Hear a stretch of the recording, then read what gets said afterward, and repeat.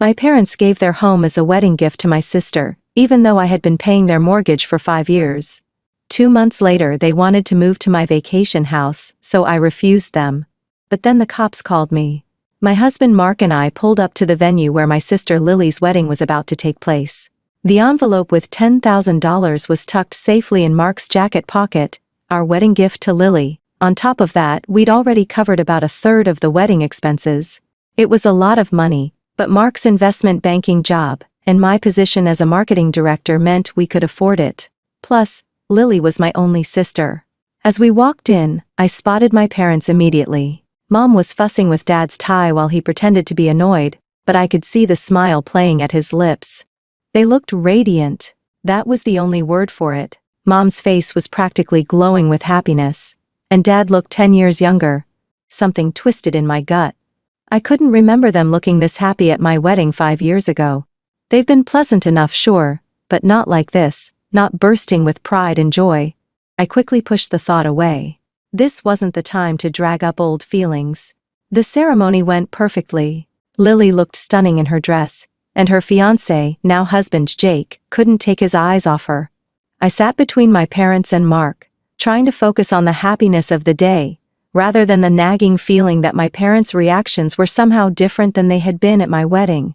After the ceremony came the reception. We ate, drank, danced, and then it was time for the speeches. First the best man, then the maid of honor. And finally my parents stood up together.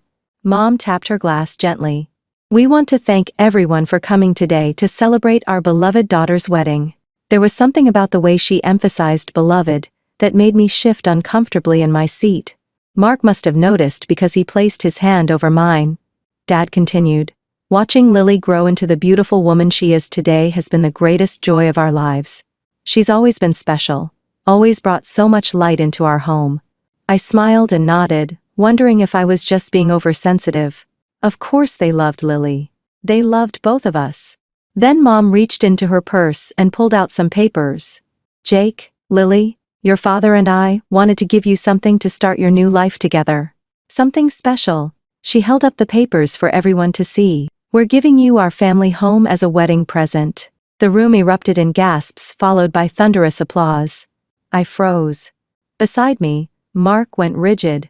I stared at my parents, then at Lily, waiting for someone to laugh and say it was a joke.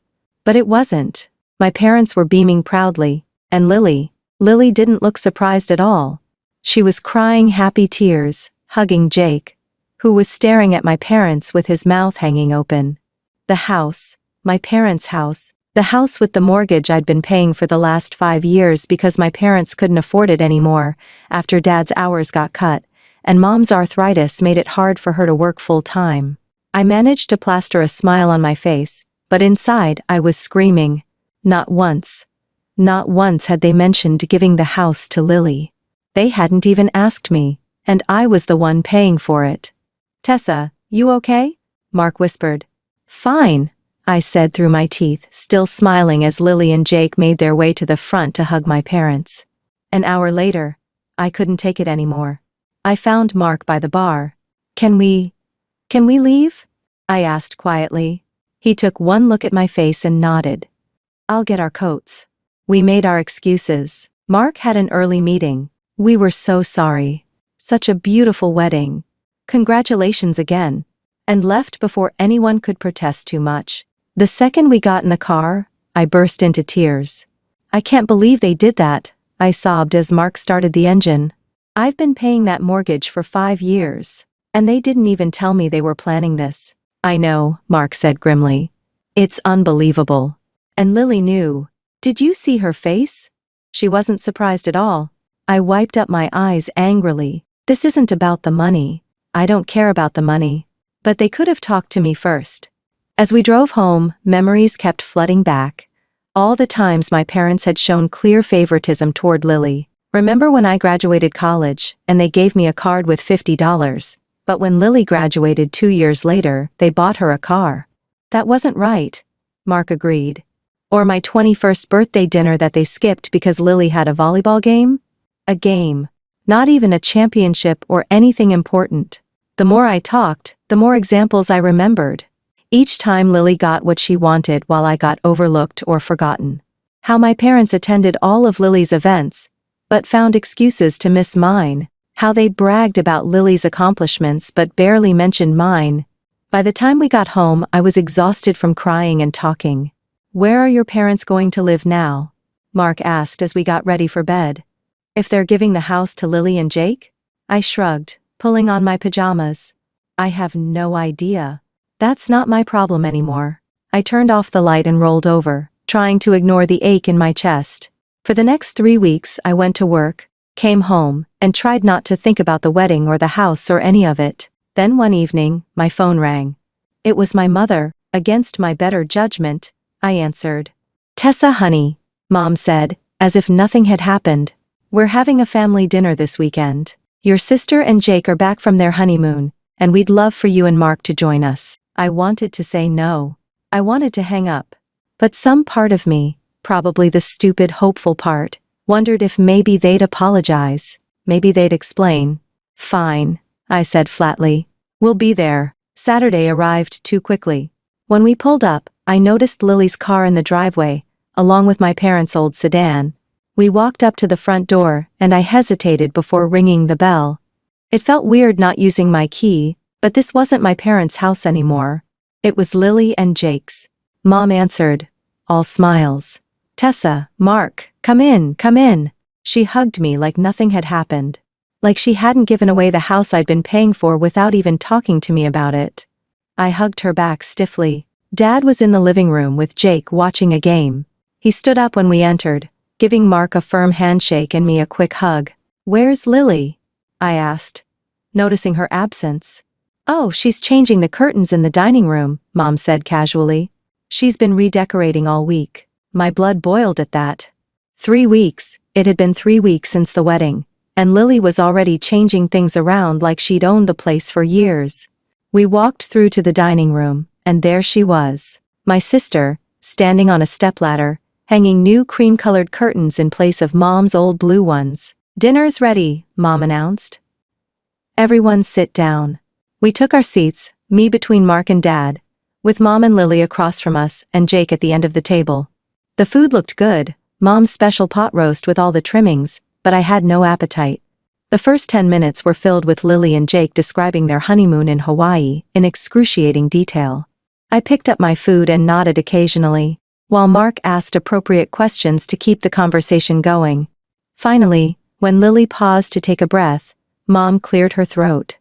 "So, we wanted to talk to you about something, Tessa," she said. "Well, as you know, we've given the house to Lily and Jake as their wedding present." "Yes, I noticed," I said flatly. Mom continued as if she hadn't heard the edge in my voice. "The thing is, they're a young couple starting their life together. They need their own space." I remained silent, waiting for her to get to the point. Dad shifted uncomfortably in his chair. "What your mother is trying to say," he said, "is that we can't live here with them. They need privacy." "I see," I said, still not sure where this was going. "So where are you planning to live?" Mom and Dad exchanged another look. I noticed Lily suddenly became very interested in her mashed potatoes. "Well," Mom said slowly, "we've been thinking about it, and we've decided we're going to move to your vacation home. It's the perfect size for us, and it's in a nice, quiet area." I set down my fork and knife carefully. The vacation home they were referring to was a small cottage I bought with my own money before I even met Mark. I'd saved for years to afford it, working overtime and weekends. It was my special place, somewhere I could go to escape the city, and occasionally, I let my parents use it when they wanted a weekend away. "Let me get this straight," I said, keeping my voice level. "You gave your house, the house I've been paying the mortgage on for 5 years, to Lily, and now you think you're going to move into my vacation home? Without even asking me first?" "Tessa," Dad said, frowning. "Be reasonable. Where else are we supposed to go?" "That's not my problem," I said. "You had a house. You gave it away without consulting me, even though I've been paying for it. And now, you expect me to just hand over my vacation home to you? It's not like you use it that much," Lily chimed in. I turned to her, unable to hide my anger now. "Are you serious right now? It's my property. I bought it with my money. I get to decide who uses it and when. Mom's face had gone pale. You can't mean you're not saying no, are you? That's exactly what I'm saying, I replied. No. You are not moving into my vacation home. Not now, not ever. The table fell silent, then Mom's face crumpled. How can you do this to us? She cried. After everything we've done for you. We're your parents. Yes. And as my parents, you might have thought to discuss this with me before giving away a house I was paying for, and deciding to take over my property. You don't have the right to refuse us, Mom said, her voice rising. We have nowhere else to go now. You actually have your house, I pointed out, the one I've been paying the mortgage on for 5 years. But you gave it to Lily. So now it's your problem to figure out where to live. Lily slammed her hand on the table. God, you're so cruel and greedy. You've always been jealous of me because Mom and Dad love me more. You've always been envious of our relationship. I stared at her, stunned by her outburst. Then I turned to her, suddenly calm.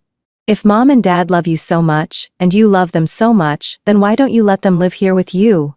This is a 4-bedroom house, plenty of room. Lily's mouth snapped shut. She looked away, suddenly finding her plate fascinating again. That's not the point, she mumbled. Jake and I need our privacy. And I need my vacation home, I countered.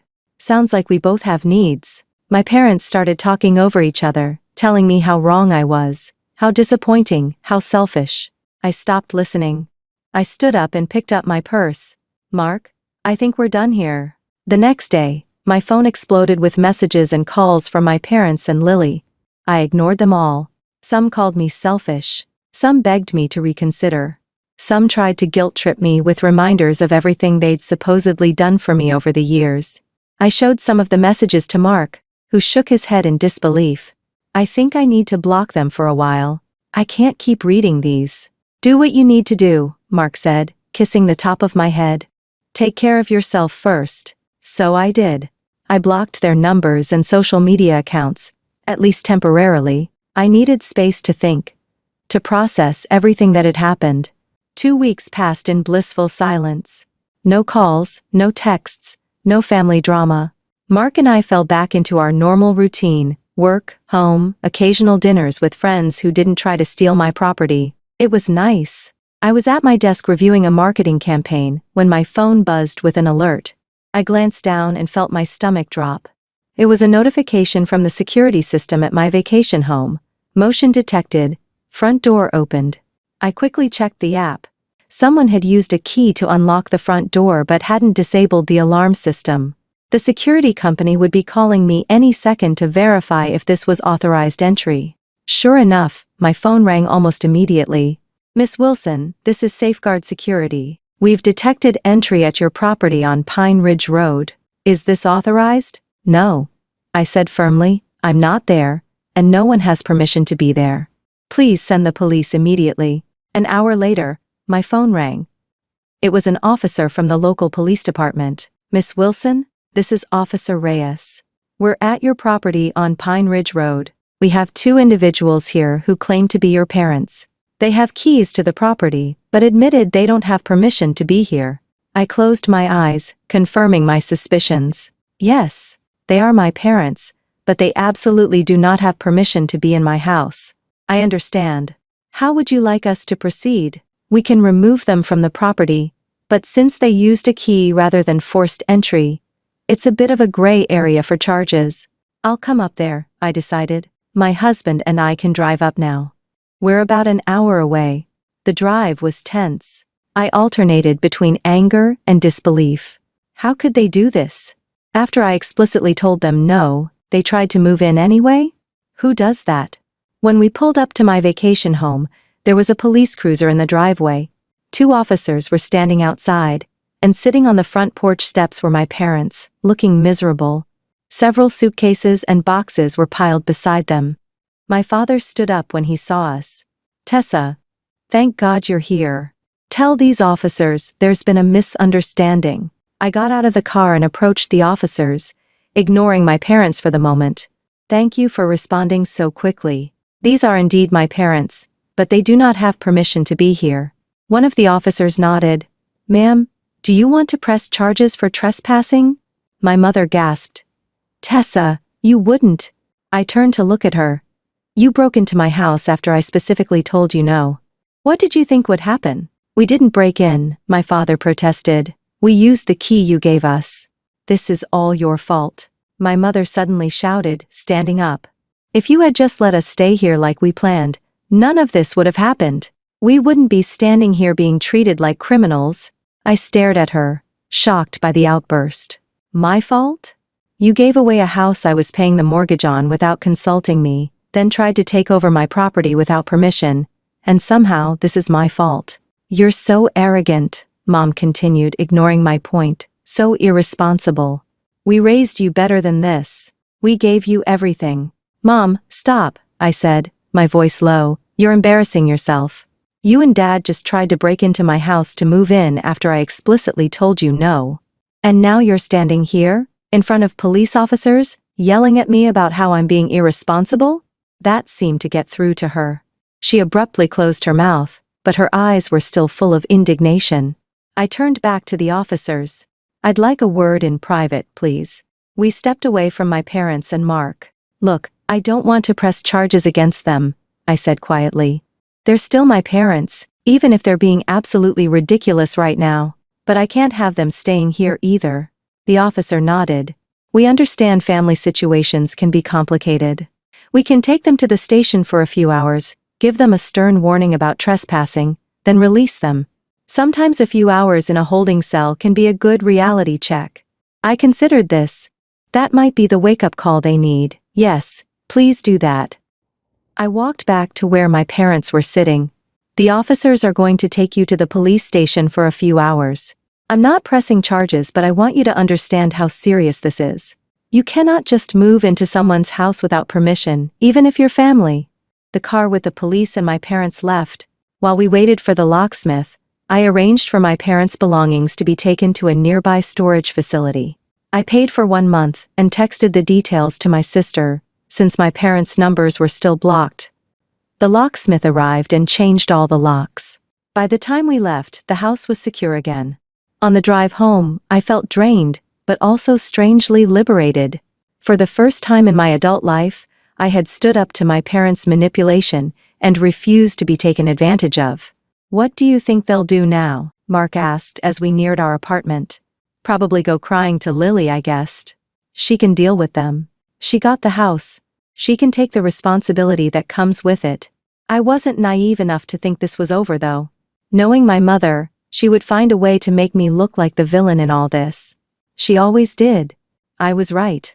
A week later, I opened Facebook to find a long, dramatic post from my mother. It had already gathered dozens of sympathetic comments from relatives and family friends. Today I learned what it means to be abandoned by your own child, it began. My husband and I, in our golden years, have been cast out like unwanted pets.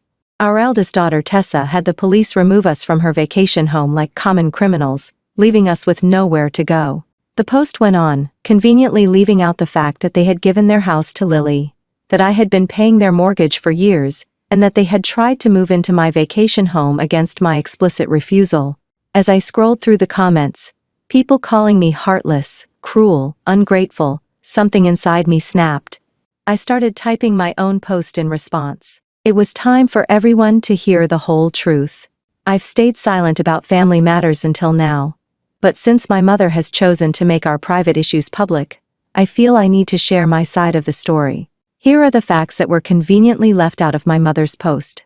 For the past 5 years, I have been paying the mortgage on my parents' house because they couldn't afford it due to health issues and reduced work hours. I did this willingly because they're my family and they needed help. 3 weeks ago, at my sister Lily's wedding, which I also helped pay for, my parents announced they were giving their house, the one I've been paying for, to my sister as a wedding gift. They did this without consulting me, or even giving me a heads up. When I finally spoke to them after the wedding, they informed me that they had planned to move into my vacation home again, without asking me first.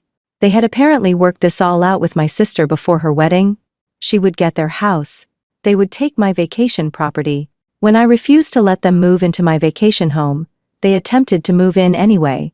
They used a spare key I had given them for emergencies and triggered the security system. That's why the police were involved. I didn't have them arrested, despite what my mother's post suggests.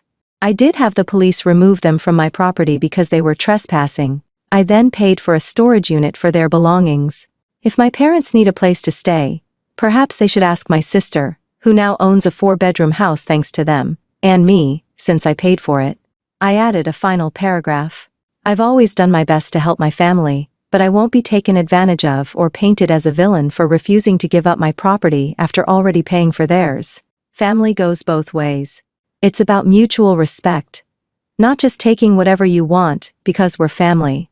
I hit post before I could second guess myself. Mark read it over my shoulder and gave me a thumbs up.